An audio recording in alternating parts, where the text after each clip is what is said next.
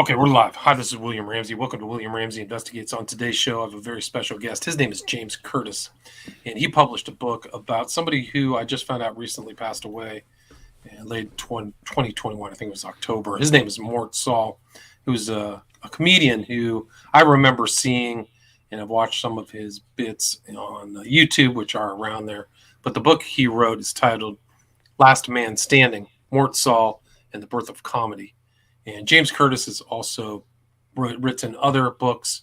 His other titles are William Cameron Menzies, The Shape of Films to Come, Spencer Tracy, a biography, W.C. Fields, a biography, James Whale, A New World of Gods and Monsters, Between Flops, a biography of Preston Sturges, and then he's edited a couple books. One is The Creative Producer and also Featured Player. But again, this is Mort Sahl had a very long career and was around and knew a lot of people. Really, I think the title of the book is very apt. The Birth of Modern Comedy is something that Mort Sahl was at right after World War II. So, James Curtis, welcome to the show, and thanks for agreeing to the interview. Thank you, William. Happy So, to for be here. people, great, awesome. For people who have not heard of your name or maybe your books, can you talk about your background and your other kind of books and what you've written and what led you to writing about Mort Sahl? Well, the subjects I've dealt with, for the most part, are people whom I became familiar with initially when I was a kid. And I revisited their work as an adult in later years and became more curious about them if there weren't good books about them. And so that's basically what happened. I was exposed to older work back when I was consuming television at a frightening rate, which would be back around late 50s, early 60s, especially. And Mort was just one of those figures. He had a talk show on local television here in Los Angeles. And so I think that's where I first discovered him. And then later I was able to see him live in jazz clubs out here, principally jazz clubs. That usually was his venue before we had comedy clubs. And I was always quite fascinated by him. And so I wondered why there wasn't a biography of him. And that's why I decided to tackle this subject. And I thought it would be interesting because he's the only subject I've ever attempted who was still alive at the time. Right, There's and you this, reached out to him too for the book, right? yeah, I did, and through his manager, and I said, would Mort be in any way interested in cooperating with a book on the subject? And so it was kind of a touch and go thing for a while. Mort was by nature kind of a suspicious character, and he wasn't sure whether he could trust me or not. So we had some interesting times, but ultimately he decided I was okay. We actually bonded over jazz. He's a well-known jazz aficionado and very knowledgeable, and I was able to expose him to some things that he hadn't seen or heard before, and he wasn't used to that. So that kind of earned me some credibility points with him, and it paved the way for really a great relationship, and it continued on until his recent death. And you add a lot of his personal statements into this book, in the Yeah. entirety of his book. So, what were those years that you reached out to him and knew him? Well, I think I approached him initially in 2011, 11 or 12, and so we met up in Mill Valley at a restaurant for lunch, and just to give him a look at me and talk a bit in general terms if we could get along. And my wife remembers when we started recording because we ultimately recorded about 40 hours of conversations. And my wife remembers me calling the first night from San Francisco and saying, "I don't know if I can do this." And and it did take a while, but the thing about Mort is there wasn't much on paper other than news clippings about him. He wasn't a guy that kept carbons of letters or wrote a lot of letters or kept diaries, things like that. It was all in his head, and so the way to get at it was just simply to sit and talk with him, and that's what I did. And those 40 hours will be kind of interesting one day, maybe 100 years from now, when someone comes along and decides to listen to them.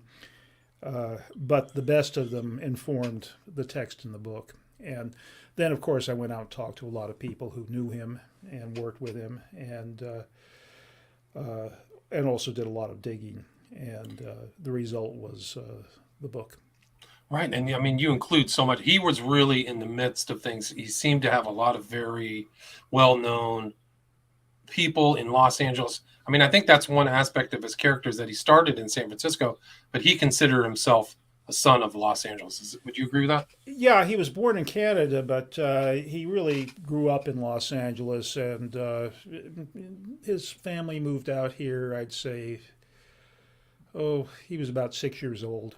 And so he had a lot of experience seeing movies downtown Los Angeles, things like that. And so Los Angeles is really the place that he called home. And when he started in San Francisco is because he had followed the woman who would be his eventually first wife up to Berkeley, where she was going to go to school. He went to USC himself, and so he led a kind of hand-to-mouth existence, slept on people's floors and sofas and things, and really had a really good chance of being homeless Right.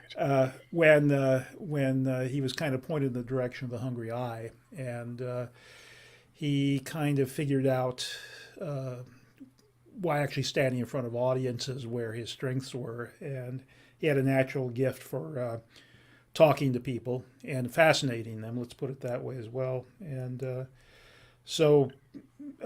Starting at the Hungry Eye, he broke through with audiences eventually and became a sensation. And Can you talk about kind of North Beach at that time? That so what 1953, I think, is when he did his first yeah, show. that's correct. And North Beach was a very bohemian place. There were all manner of restaurants, bookstores. City Lights bookstore, the famous City Lights, was in North Beach. Ferlinghetti. Yeah, and the Purple Onion, clubs, both straight, gay, jazz, whatever. Even opera was the entertainment choice at one place, and so it was a really heady brew of various ethnicities, interests, political persuasions, etc. And so it was in a way the perfect place for someone like him to come along because he was breaking all the rules and essentially. Well, as I like to say, he changed the culture, and he created an entire new way of expressing oneself comedically, and kind of opened the door. Let's say he kicked open the door for people like Mike Nichols and Elaine May and Lenny Bruce and the people that came after them.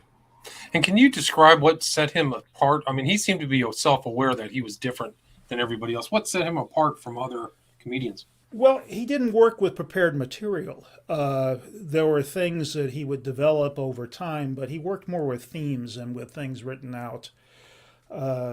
So he had a great memory, for one thing, which lasted practically up to the day that he died. And he would read voraciously. He would read multiple newspapers every day. He would read the news magazines, Newsweek, Time, etc.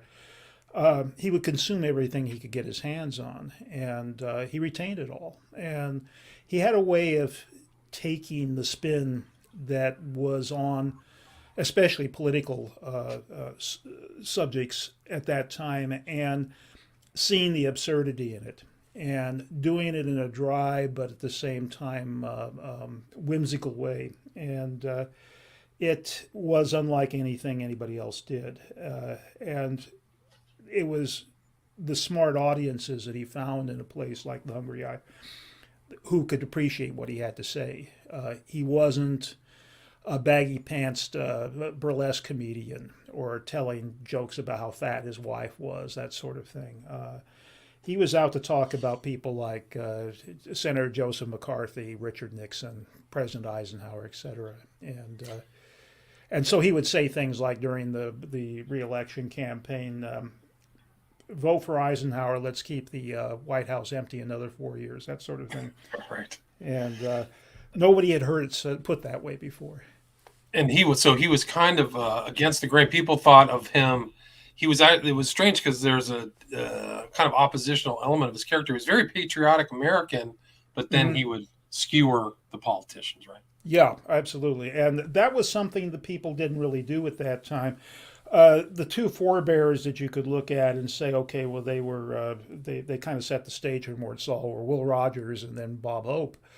But Bob Hope tended, when he said things political, which weren't that often, they came off as friendly. Mort didn't come off as friendly. Mort came off as outraged. And I think that was the big difference. In some ways, he found his way to the emotions of the audience and to tell them what they should be paying attention to and why he found it outrageous. And that was new. That was completely new. Right. So he has this jazz kind of environment. He's in a bohemian part of Los Angeles, but he has a preppy. I mean, you showed on the cover of your book. This is his stage outfit: is a collared shirt, V-neck sweater, and paper. Right. Right. His character, he thought about it, and he said because he was essentially in a college town, and he said, who would ruminate on subjects like this? And he thought a grad student. So a grad student would be wearing a pullover sweater, white socks, open collar, and old comedians at that time, if they weren't wearing tux, they were at least wearing coats and ties and behaving in a certain semi-formal way. And Mort was the guy that came along and did away with all that. So for the first time, you had someone out there who was casual, not only in terms of his appearance, but in his thoughts and his opinions. And he was friends, very close friends with an interesting character that San Francisco's of that era knew, who was Herb Caen, right? And Herb how Caen, absolutely. can you talk about their friendship? Well, Herb Caen, of course, would crawl around town every night to gather material that he could fill his nightly column with, or his daily column, I should say. And so he had heard about Mort, but he actually hadn't taken him in at the Hungry Eye until one night. This is when Mort had been playing the Hungry Eye several months, I think, before Herb Caen actually saw him in person. And it's probably a good thing that Herb Caen waited that long because Mort's initial weeks at the Hungry Eye were not terribly successful. And it was to Enrico Banducci's credit that he left Mort on the stage because he could have said, "Hey, you're not getting along with the audience here. To take a hike," and he didn't do that. The thing about the Hungry Eye was up to until the point at which Mort came to them. It was strictly a music venue. You had folk singers, you had musicians, instrumentalists, but nobody who approached being a comedian. And so Mort was different for them, and it took a while for the audiences to catch on. But when they did catch on, they caught on a big way, and that, of course, fueled Mort's creativity. And so when Herb Caen saw him for the first time, Mort had settled into a pattern, and he was doing very well at it. And that created a level of enthusiasm that resulted in multiple mentions in the Herb Caen column and encouraging everybody to go to the Hungry Eye and see him. And it got so that he was drawing crowds to such an extent that they had to move the Hungry Eye out of its original location into a larger location across the street just so they could handle the audience demands. And that's when Mort became a real celebrity. That's it. So Herb Caen kind of propelled him into the public, and that was actually, people who don't know, because this is before internet or anything. That column in San Francisco Chronicle was what people read the Chronicle for, is to try to see what was going on, and it talked about famous people and things like that. So, Oh, absolutely, absolutely. It was the best read column in San Francisco, and being in Herb Caen's column I mean, it was a regional column. It wasn't syndicated, but if you were in Herb Caen's column, your target audience would know about you because everybody read Herb Caen. right. So he starts becoming famous. And can you talk about, I mean, yeah, it's important to think about the time and place of the 50s, that he was trying to come up before, like you said, before comedy clubs. So how did he kind of go from just working in San Francisco to becoming more popular around the country? Well, this is where he really truly changed the culture because he had to find places where he could work.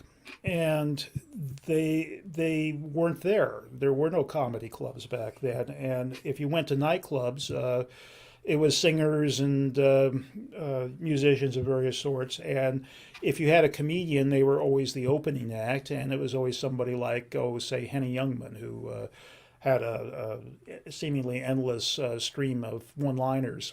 But again, non-political, not thoughtful in that respect. And so Mort kind of stumbled on the idea of jazz clubs because there were jazz clubs in all the major markets. And that was the kind of audience he knew from experience that he wanted to talk to. And so Mort built an informal network of such clubs around the country. And you had places like Mr. Kelly's in Chicago and Storyville in Boston and Basin Street East in New York City, et cetera. So in each of those, or the Crescendo out in Los Angeles and the Interlude, which was above the Crescendo. And in each case, invariably in each case, Mort was the first spoken word act, as they said in those days, spoken word act to appear at any of those venues. He was the first non-musician to appear at those venues. And he was so startlingly new and different that he demanded people's attention. And as a result of that, he got all the press that he could possibly want, and it was rapturous. And so once Mort had set up this trail, if you will, this comedic trail for the new comedy, then people like Shelley Berman and Nichols and May and Henny Youngman, not Henny Youngman, but Lenny Bruce, maybe? Lenny Bruce. I was getting Henny Youngman and Lenny Bruce confused, which people don't necessarily make that mistake. And the others that came along after them, and there was a place for them to perform then, and it just kind of magnified and it grew as a result. So you had this whole group of comedians, satirist, I guess, is a better word to use for them, and they became in a sense tarred to a certain degree by Lenny Bruce when he became more popular and more familiar to people. It became not only the new smart comedy, but in some ways dangerous comedy. And Time Magazine especially took off after these people because the presumption was they all had dirty minds and they all had subversive thoughts, and they were kind of sugarcoating the messages that they had, and that every one of them was a communist of one sort or another. So they were interesting times, and Yeah, right. Mort kind of rode that wave more than anybody. And that was the era, that was the era. I mean, he told jokes about Curtis LeMay, some of Yep. these other far right characters. You said Richard Milhouse Nixon was his most reliable punching bag. So Yes, he it was was. going after these guys. I mean, and he was connected to and knew a lot of people you said he opened for Billie Holiday. What are some of Yep. these other people like Hugh Hefner or something that he associated with? He associated with a lot of famous people. Well, Hefner was in his own way engaged in his own social revolution with Playboy magazine, and Mort and he came on at both about the same time, both I think in '53, and as a result of that, they became fast friends. But Hefner was selling the idea of a lifestyle, with the apartment and the stereo and a sense of quality to the liquor they were drinking, that sort of thing. And Playboy was all about that. Now, of course, Playboy was garnished with writers like Norman Mailer and a certain intellectual pretension, while most people were there to take a look at the centerfolds. And Mort understood that, but Mort gave Hefner, like some of the writers that Hefner published, a certain validation. And so from that perspective, he was extremely important to Playboy in the same sense that Hefner was important to him, Playboy, in terms of speaking to the kind of audience that Mort wanted to speak to. And so jazz became an issue with Mort with Playboy. Playboy didn't start out as kind of a home for writing on jazz, intelligent writing on jazz, but it became one. And Mort was one of the people who put a front on the Playboy Jazz Festival the first time they did it in Chicago. And ultimately at other jazz festivals as well. But he was different from everybody else in that he did not play an instrument, he did not sing. But his delivery had a certain rhythm to it that geared with an improvisational mindset was musical. And that, I think, is why he got across to people who regularly came to jazz clubs around the country, and why he was an acceptable act to them. Right, and he had that monologue, but he was one of the first kind of comedians to get into the new media of records, right? Can you talk about that? Yeah, he. It is said, and I think it's true, that he recorded the first modern comedy album.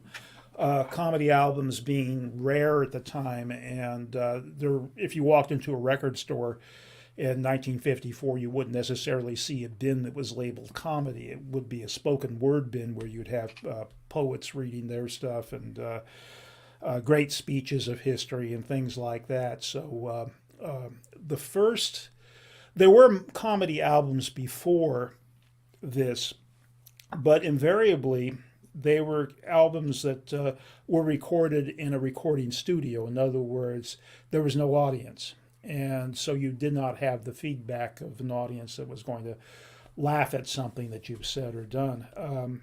Mort's first album was called Mort Sahl at Sunset, and it was recorded in Monterey in 1955. And he was not aware that it was being recorded that night.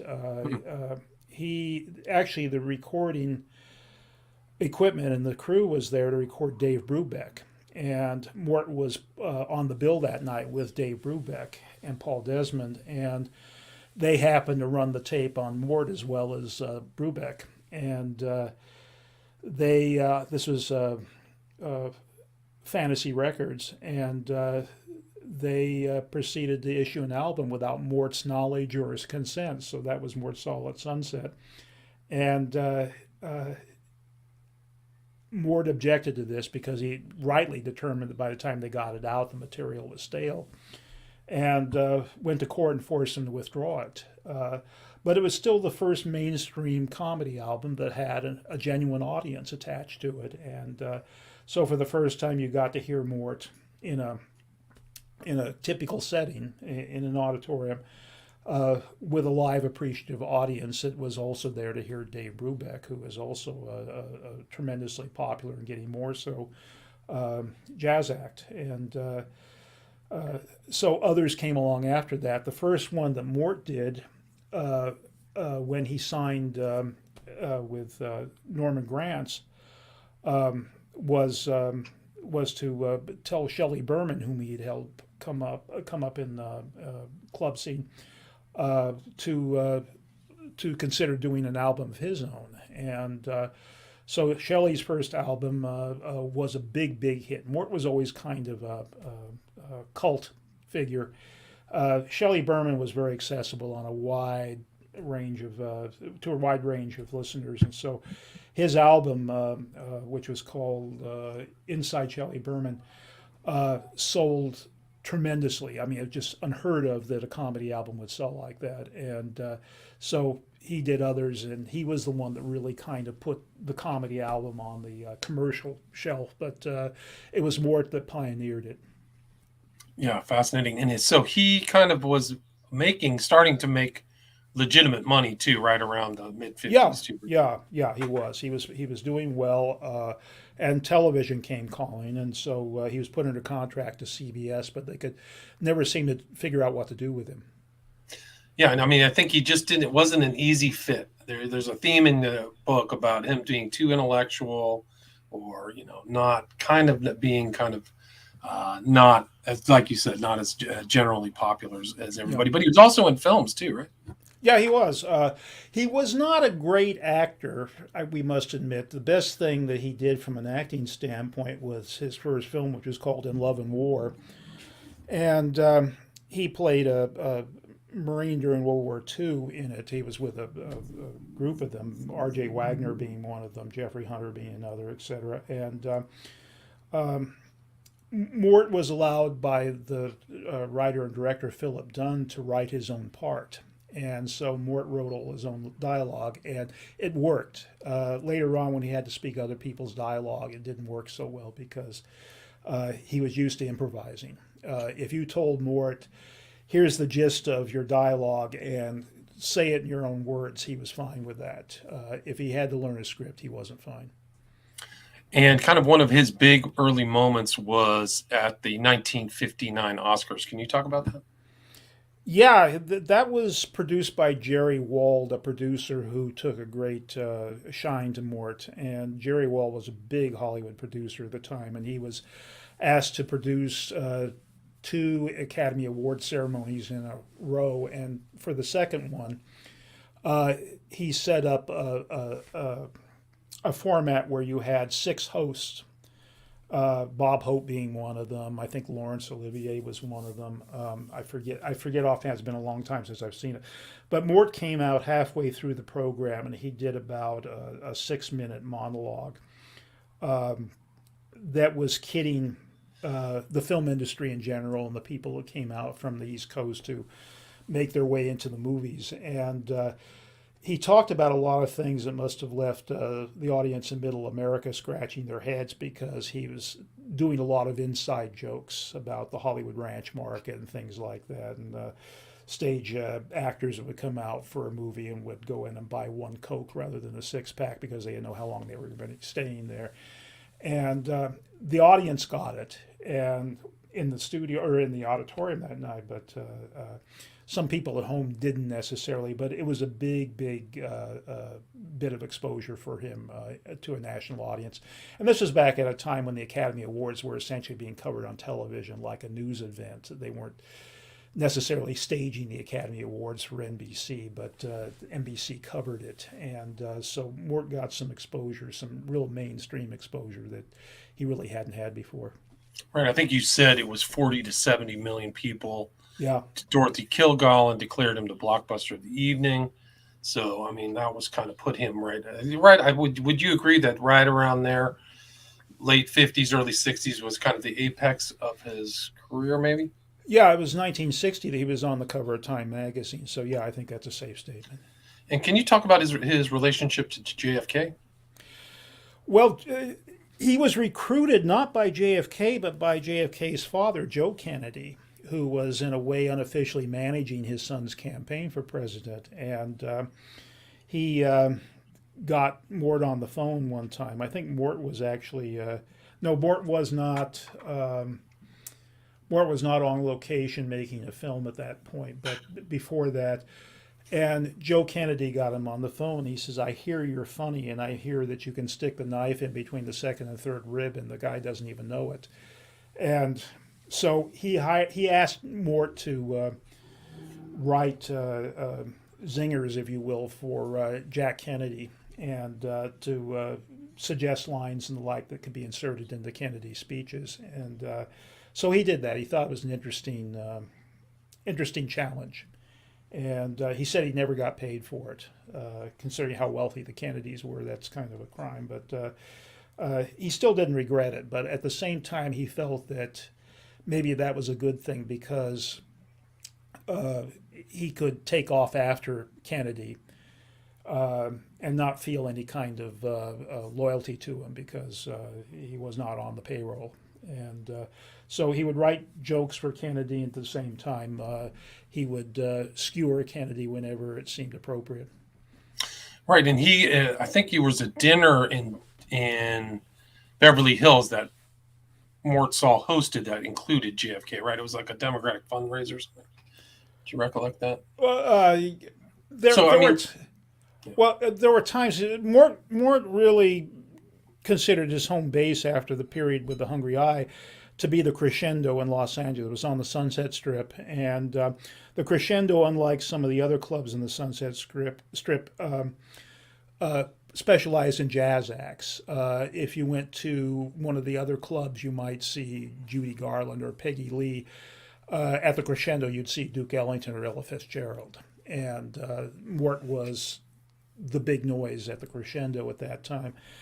And during the Democratic Convention in 1960, which was held at the Sports Arena in just south of downtown Los Angeles, people came and hung out at the crescendo because Mort was doing his act, and these were all political figures who wanted to see what Mort was like in a club setting. And one night he remembered Jack Kennedy coming in and sitting in the back of the room with a couple of his associates, and he was just going to see what the program was like. I'm not even sure the audience realized he was there.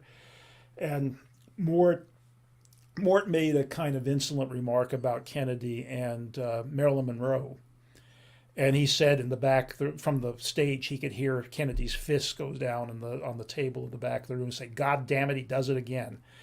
And so Kennedy was fond of Mort, and at the same time he was wary of Mort. It seems like that kind of is the same thing, because Mort ran into Nixon too, right? Just after he lost the governor's election.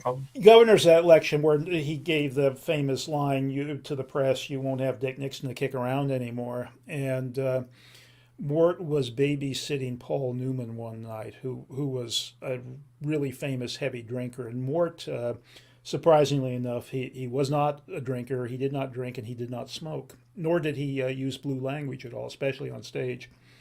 And so he was very close to Paul Newman, and Joanne Woodward was confident that if Newman was out with Mort, that he wouldn't get in any trouble because Mort was there. He was sober and he was keeping an eye on things. Well, they were at what was a La Scala, I think, which was Mort's regular hangout, and Santa Monica Boulevard. And they were sitting at the bar. Mort was probably nursing a Coca-Cola.